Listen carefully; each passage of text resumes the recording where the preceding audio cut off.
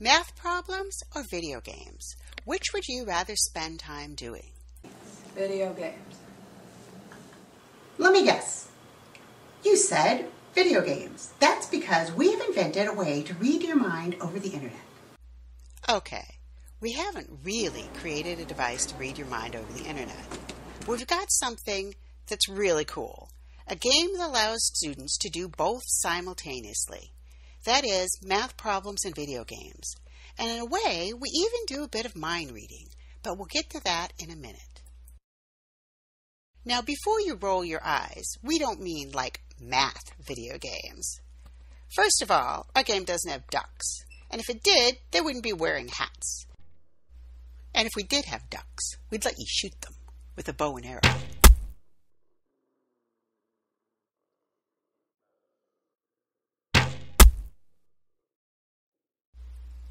Spirit Lake is a game set in a virtual world that combines adventure gaming with math learning. We make math practical, useful. You want to save your entire village from an illness? You better go get the right number of herbs and bring them back.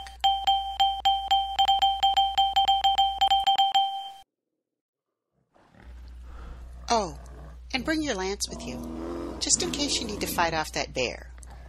See how we just slipped some math skills in there?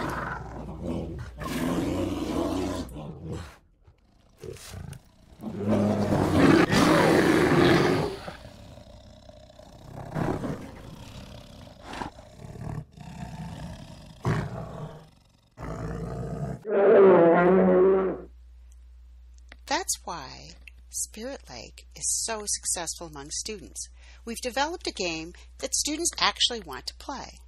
Not only do they want to play it, but they're learning math from it. Our studies have shown that the math scores of students who play Spirit Lake for 1 hour twice a week improve several times faster than average. And that's what's really important to us. Yes, it's great to have a cool math game that students want to play, but one that actually brings underperforming students up to the academic level you're supposed to be, that's the kind of thing that can literally revolutionize the way that math is taught. We're doing just that. And while Spirit Lake is available to any individual or school that wants to purchase a license, our focus is on serving Native American communities. If they don't get it the first or second time, that doesn't mean they can't get it. Right. Now here's where the mind reading part we talked about earlier comes in. As students play the game is actually able to identify the concepts students are struggling with and adapts the problems students get to focus on those specific areas. Cool, right? Here's where an extra 20,000 will take us. We'll get animation for 6 more levels. Yes, our animators actually agreed to that. We'll write a manual and documentation. And we'll be able to cover some expenses for game design. And if we exceed our 20,000 mark, we'll do this. When the clouds come, we gone. We Rockefeller. We fly high in the weather. The G5s are better. You know, man. In anticipation for precipitation section. And then we'll get back to the game and we'll do this.